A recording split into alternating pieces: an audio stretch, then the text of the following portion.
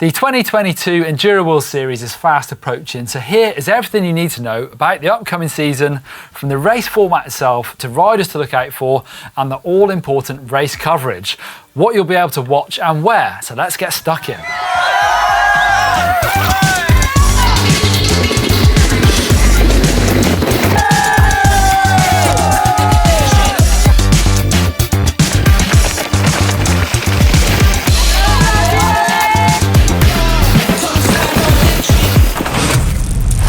Enduro is a type of mountain bike racing often likened to rally and motorsport. Riders race a series of timed stages over the course of the race. These stages are linked by untimed liaisons, although each rider will have a set start time for each stage. So there is a limit on how long they can take on each liaison. Liaisons may be purely pedal powered, or sometimes chairlifts or uplifts are involved. The rider with the fastest combined time from all the timed stages wins the race.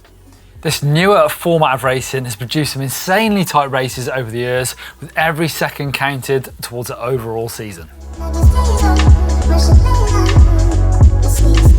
This year there will be 8 races at a mix of old favourites and brand new venues. Racing kicks off at the Tweed Valley in Scotland on the 4th of June, where the tight, steep Scottish trails are often a bit on the damp side. Will be a welcome start for riders who've been training plenty in the colder, wetter Northern Hemisphere over the off-season. Yep, from there we move on to Petzen Jamnica, which straddles the border of Austria and Slovenia, followed by a rider favourite Val di Fassa, Italy in late June, with incredible views of the Dolomites as you're trucking along those ridgeline stages. There's a mid-season break for athletes throughout July before returning finally to the modern home of mountain biking, Whistler in Canada. A race that's as long and brutal as any on the calendar, featuring stages both in and out of the bike park. Enormous crowds are expected for that one, as it's part of the Crankworx Mountain Bike Festival. From there, we're heading for a few new rounds in North America throughout August, as the EWS comes to both Burke and Sugarloaf for the first time. It'll be exciting to have wheels on the ground in some new venues and find out which athletes excel in these new conditions. Also cool to have more racing in the North America. After that, we're back to Europe in September for a new favourite, Crans-Montana in Switzerland, which features a mix of fast open bike pack and tight, loamy, rocky downhill, for Loudenvielle, France, for some off-camera adventures at the end of September. The season wraps up in France, so whoever has the most points after the race in Loudenvielle will be crowned the winner of the 2022 series. However, we're not stopping there. After that, the Trophy of Nations is returning, for which the riders are heading to the spiritual home of Enduro, Finale Ligure. It's a bit of a different format, the Trophy of Nations. Instead of their teams, riders gang up to represent their countries in groups, with the combined time of all the races on a team deciding the standings and who gets the trophies. There's also an industry race, so journalists, team, mechanics and more can form teams and get involved. Keep an eye out for us, we might well be planning our own little assault on it. I thought about it. There's also some e-bike racing at some of the European venues, Tweed Valley, Petzen Jamnica, Crans-Montana and Finale Ligure, with an EWS standalone round in Valberg, France in early July. The EWS is a great take on e-bike racing, with uphill power stages really dividing the field, and racing takes place over a series of laps on the course of both ascents and descents, testing fitness and battery management. Now that we've covered where all of this exciting racing is going to be, let's go into the details of what you can watch and where.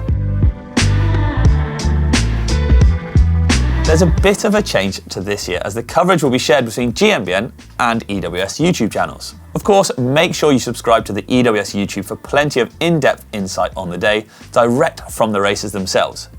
On their YouTube channel, they'll be bringing you course previews, interviews with riders, insight into the pro field, a new section called Carlson on Course, where Josh Carlson, he gets out and chats to all the racers, and a new addition last year that you'll have loved, the Pro Stage Highlights. Once the racing's done on Sunday, tune right here to the GMBN YouTube channel to get the immediate action from the day. You'll find out who the winners are, how the race unfolded. Make sure you're here nice and early so you don't get any spoilers. We'll also be working on bringing you insight into the events, and we'll be taking part in as many as we can throughout the season as well. Stay tuned until later in the video to find out more from that from you, Richard. Also on GMBN Tech, we'll have the tech bits and pieces from the pits, digging into how the bikes are set up, pro bike checks, tips and tricks for racing enduro, and anything cool the pro mechanics are up to, as well as some of the new and prototype stuff we can see. Not only that, but we're also going to be putting on a new show this year, the EWS Show. This will be a really deep dive into the action of the race, crunching all the numbers, finding out some of the most out there stats, and reviewing the action of the race with the pros themselves, Neil. Yes, as well as special guest broadcasters to really flesh out the action. This will be released a few days after the race on the EWS YouTube, Discovery Plus, and Eurosport web and app. That is the big exciting news for us this year. We're going to have some really quick highlights out as soon as we can after the race, and then a big in-depth dive in that EWS show. Rich, I hear you're going to be racing Whistler this year. Yes, Neil. For one race only, I'm going to be making a bit of a comeback in partnership with Wahoo. Using their training aids, I'm going to see if I can still cut the mustard at an EWS and see if I can still get in that top 100. Picking the big one as well. Yeah, I know. Talk all about in. Cutting the mustard. Who are we expecting to be up there this year from the get-go? Crikey. Well, I mean, if we were to look at the women's field first, last year you had a top three of Isabel Corderia, Melanie Pujan and Morgan Shah. Not in that order, I might add, but those were your three dominant Frenchies. You'd be hard pushed a bit against them. True. I would throw Harriet Harnden in the mix. I would expect to see her right up there. I'd hope to see her right up there from the start, to be fair. You've also got Katie Winton's on a new team, Bex Barona's on a new team as well. So I think that top five is going to be hotly contested.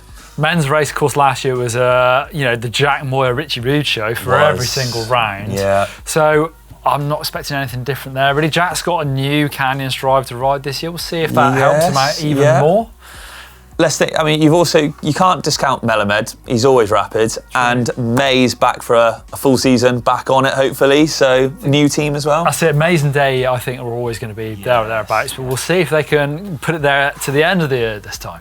Okay, all very exciting. First round is coming up, the 4th of June, so very soon. Looking forward to some racing action getting underway again. Yes, don't forget, keep yourself tuned into the GMBN and EWS YouTube channels for all of the action going down. Let us know in the comments down below, who are you looking forward to seeing race? Who do you think is going to maybe take top honours at that first one? Who knows? Let us know, but thank you very much for watching, everyone. We'll catch you next time.